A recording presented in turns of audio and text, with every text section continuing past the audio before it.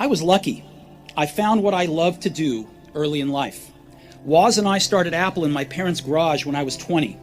We worked hard, and in 10 years, Apple had grown from just the two of us in a garage into a $2 billion company with over 4,000 employees. We just released our finest creation, the Macintosh, a year earlier, and I just turned 30. And then I got fired. How can you get fired from a company you started? Well, as Apple grew, we hired someone who I thought was very talented to run the company with me. And for the first year or so, things went well. But then our visions of the future began to diverge, and eventually we had a falling out. When we did, our board of directors sided with him. And so at 30, I was out, and very publicly out. I was a very public failure, and I even thought about running away from the valley. But something slowly began to dawn on me. I still loved what I did. The turn of events at Apple had not changed that one bit. I'd been rejected, but I was still in love. And so I decided to start over. I didn't see it then, but it turned out that getting fired from Apple was the best thing that could have ever happened to me. The heaviness of being successful was replaced by the lightness of being a beginner again, less sure about everything. It freed me to enter one of the most creative periods of my life.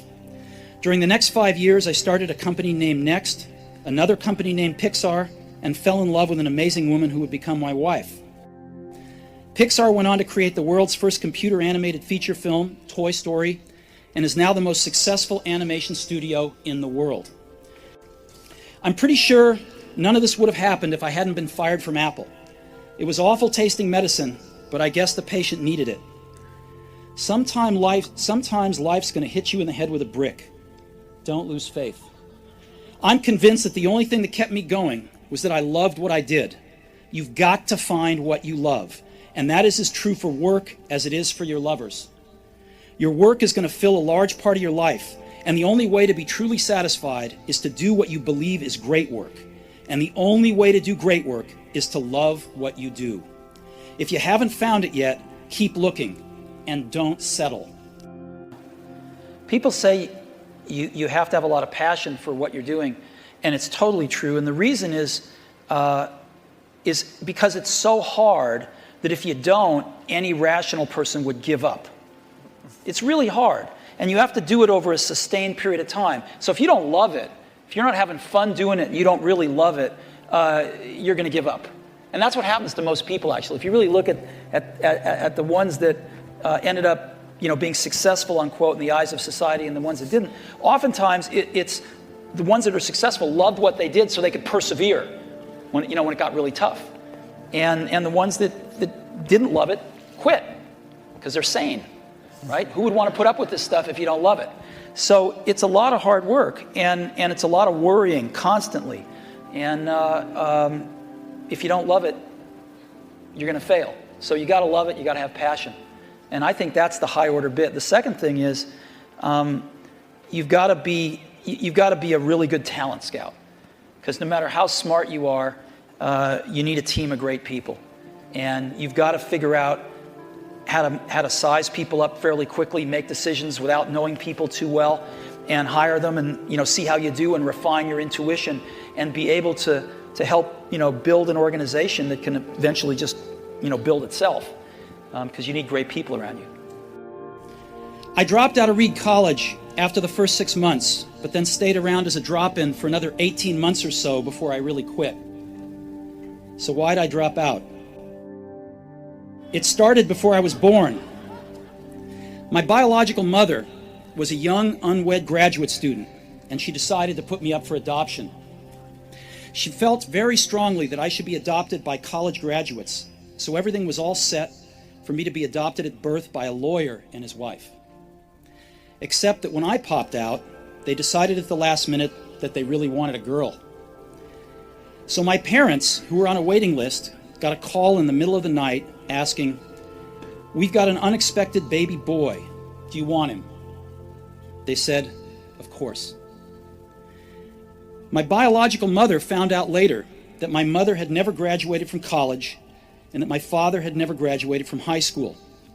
She refused to sign the final adoption papers.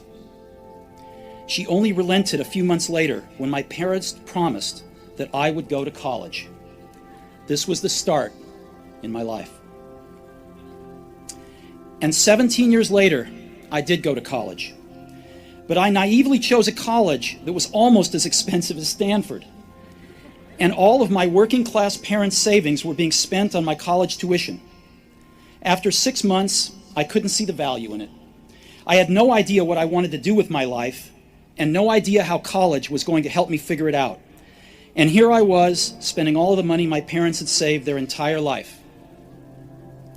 So I decided to drop out and trust that it would all work out okay. It was pretty scary at the time, but looking back, it was one of the best decisions I ever made. The minute I dropped out, I could stop taking the required classes that didn't interest me and begin dropping in on the ones that looked far more interesting. It wasn't all romantic. I didn't have a dorm room, so I slept on the floor in friends' rooms. I returned Coke bottles for the 5-cent deposits to buy food with. And I would walk the 7 miles across town every Sunday night to get one good meal a week at the Hare Krishna temple. I loved it. If I had never dropped out, I would have never dropped in on that calligraphy class, and personal computers might not have the wonderful typography that they do. Of course, it was impossible to connect the dots looking forward when I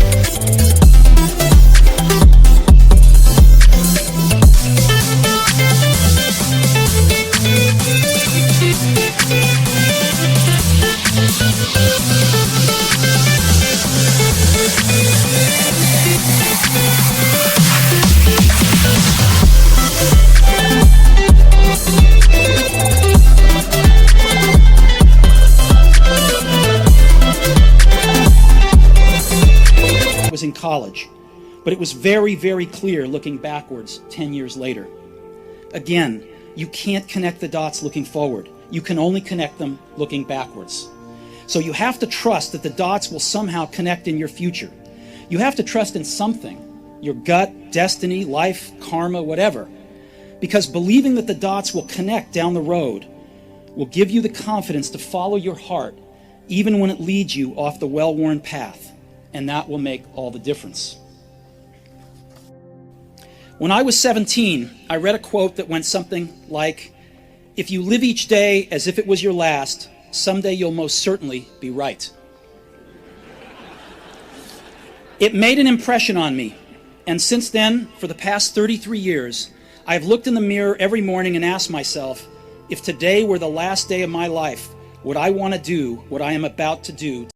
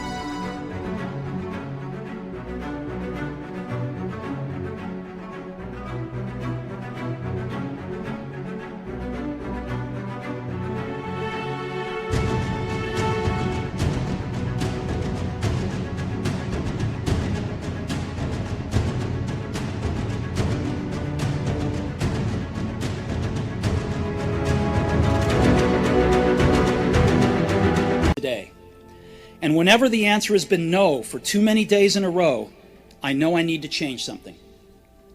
Remembering that I'll be dead soon is the most important tool I've ever encountered to help me make the big choices in life. Because almost everything, all external expectations, all pride, all fear of embarrassment or failure, these things just fall away in the face of death, leaving only what is truly important. Remembering that you are going to die is the best way I know to avoid the trap of thinking you have something to lose. You are already naked. There is no reason not to follow your heart.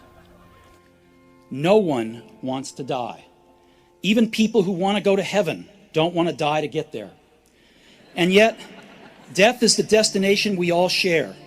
No one has ever escaped it. And that is as it should be, because death is very likely the single best invention of life. It's life's change agent. It clears out the old to make way for the new. Right now, the new is you.